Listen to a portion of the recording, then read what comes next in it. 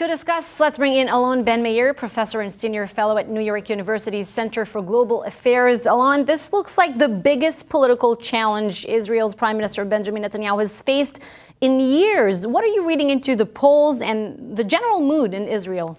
I think it's a very positive thing that's actually developed, because you have now a ticket that includes 3 former chief of staffs, which is very important. Israelis are very sensitive when it comes to national security. So they're going to look at this group as a government, if they manage to defeat Netanyahu, one that can in fact continue to make sure that Israel's national security is very carefully taken care of, and also deal with many of the domestic issues that Netanyahu has by and large really neglected.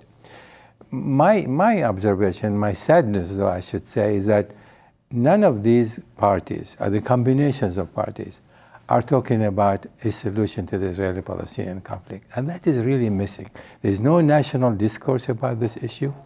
And the fight is between who's going to be the prime minister, who's going to be the foreign minister, who's going to be the defense minister.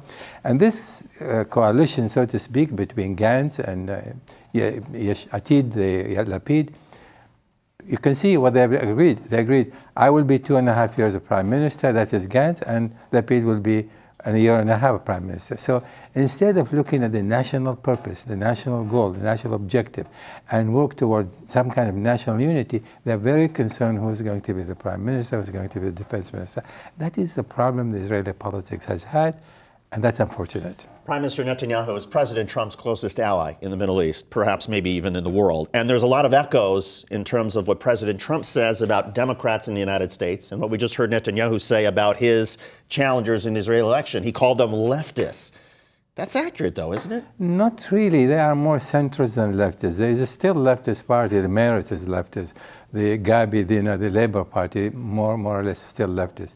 But this is more centrist party, centrist, slightly leaning to the left. And this is really, for the first time, represent a real challenge to Netanyahu. Personally, I hope they will make it, because I think Netanyahu has been there for too long. He's potentially will be indicted before the election even. And being there for 10 consecutive years is more than enough for any prime minister. Time for change in Israel, and I think the public recognize that. And I think the 3 parties that combine now together to challenge Netanyahu stand a good chance. No guarantee, however, that they will make it.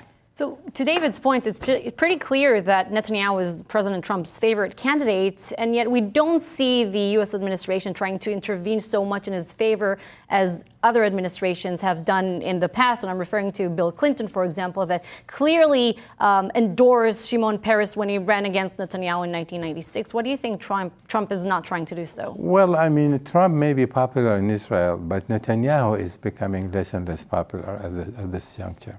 And I think the United States, at the Trump administration, will be wise not to get involved, specifically because they want to unveil sooner than later the peace plan, the so-called peace plan, and they do not want to tend that before the election. And I think that is a wise thing on their part to stay away from the campaign there. Alon Ben-Meir, professor and senior fellow at New York University's Center for Global Affairs. Alon, great to have you here as always. Thank you. My pleasure, anytime.